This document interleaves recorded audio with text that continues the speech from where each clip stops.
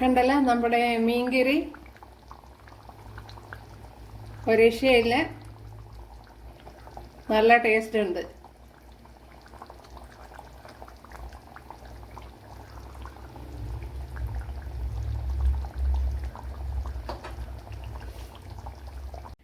Hi കൂട്ടുകാരെ, സെലിം ബ്ലോസിലേക്ക് സ്വാഗതം. ഇന്ന് 2 അയല മീൻ എടുത്തിട്ടുണ്ട്.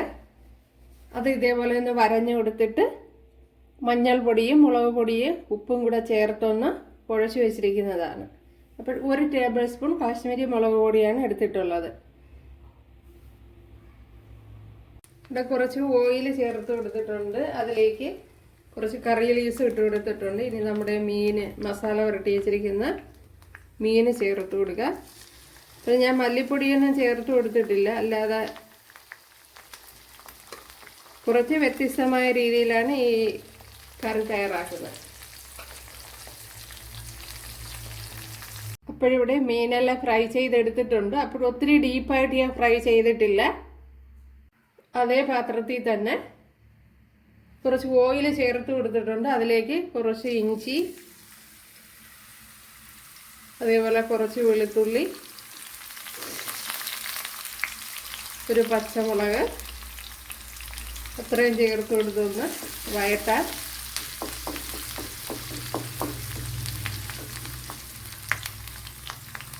ഒരു നുള്ളു ഉലുവയും കൂടെ ചേർത്ത് കൊടുക്കുക. ഇനി ഇതിലേക്ക് ഒരു സവാള ഇതേപോലെ അരിഞ്ഞെടുത്തിട്ടുണ്ട്, അത് ചേർത്ത് കൊടുക്കുക. ഞാൻ ഒരു ചെറിയ സവാളയാണ് എടുത്തത്. സവാള ഒത്തിരി കൂടുതൽ വേണ്ട, ചെറിയ സവാള. 2 അയലയാണെങ്കിൽ ചെറിയ സവാള മതി. ഇനി കൂടുതൽ 4-5 അയലയൊക്കെ ആണെങ്കിൽ ഒരു വലിയ സവാള എടുക്കുക.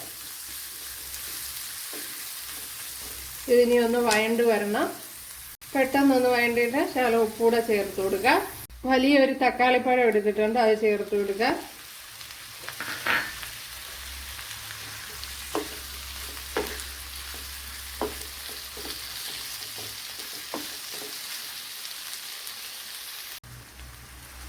ഇതിലേക്ക് കുറച്ച് മഞ്ഞൾപ്പൊടി ചേർത്ത് കൊടുക്കുക.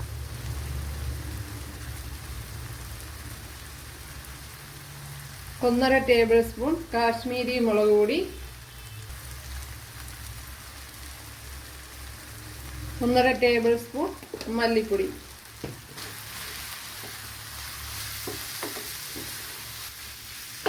ഇനി ഇതിലേക്ക് ഒരു പിടി തേങ്ങ എടുത്തിട്ടുണ്ട്, അതും കൂടെ ചേർത്ത്. വളരെ കുറച്ച് തേങ്ങയാണ് എടുത്തിരിക്കുന്നത്.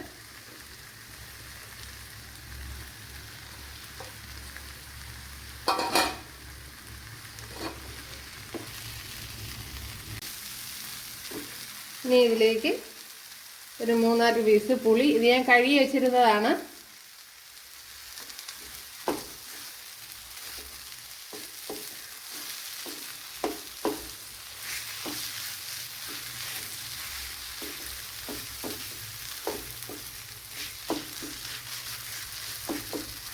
മസാല നല്ലതുപോലെ റെഡി ആയിട്ടുണ്ട്. ഉണ്ടല്ലോ, തീ ഓഫ് ചെയ്ത് കൊടുത്തിട്ടുണ്ട്. ഇനി ഇതൊന്ന് തണുക്കണം.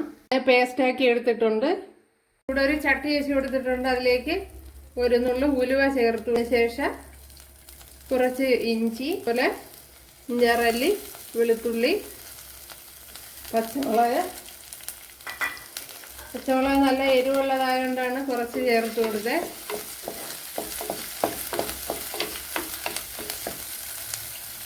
ഇതിലേക്ക് ഒരു 10 കുഞ്ഞുള്ളി ചേർത്ത് കൊടുക്കുക. ഇവിടെ കുഞ്ഞുള്ളിയൊക്കെ വഴണ്ട് വന്നിട്ടുണ്ട്. അതിലേക്ക് നമ്മൾ അരച്ച് വെച്ചിരിക്കുന്ന അരപ്പ് ചേർത്ത് കൊടുക്കുക. ഈ അരപ്പ് നല്ലപോലെ ഒന്ന് വഴറ്റണം. നല്ലപോലെ വഴറ്റി ഓയിൽ തെളിഞ്ഞ് വരണം. നല്ലതുപോലെ വഴണ്ട് വന്നിട്ടുണ്ട്. അതിലേക്ക് മിക്സിയുടെ ജാറൊന്ന് കഴുകി ചേർത്ത് കൊടുക്കുക.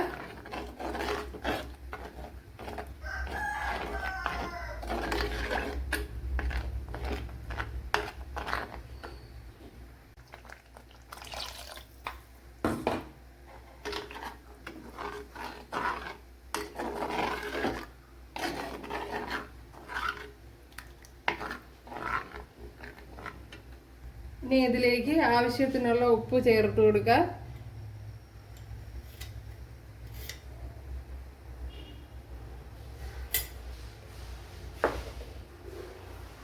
അപ്പോഴും നല്ലപോലെ തിളച്ച് ഓയിലൊക്കെ തെളിഞ്ഞ് വന്നിട്ടുണ്ട്. അപ്പോഴിതിലേക്ക് നമ്മുടെ മീൻ ചേർത്ത് കൊടുക്കുക. അപ്പോഴും മീൻ ഞാൻ നല്ല ഡീപ്പായിട്ട് ഫ്രൈ ചെയ്തിട്ടില്ല, ഉണ്ടല്ലോ.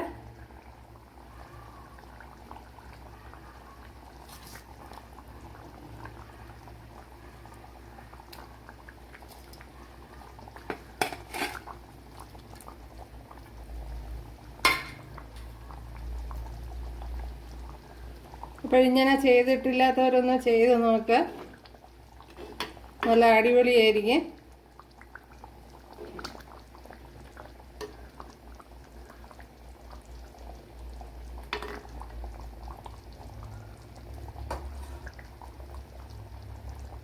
ഇപ്പോഴിത് തന്നെ മതിയാവും, ഉണ്ടല്ലോ. നല്ലപോലെ ഓയിലൊക്കെ തെളിഞ്ഞ് നല്ലപോലെ ഒന്ന് കുറുകി വരുമ്പോഴത്തേനും മാറ്റാവുന്നതാണ്, വാങ്ങാവുന്നതാണ്.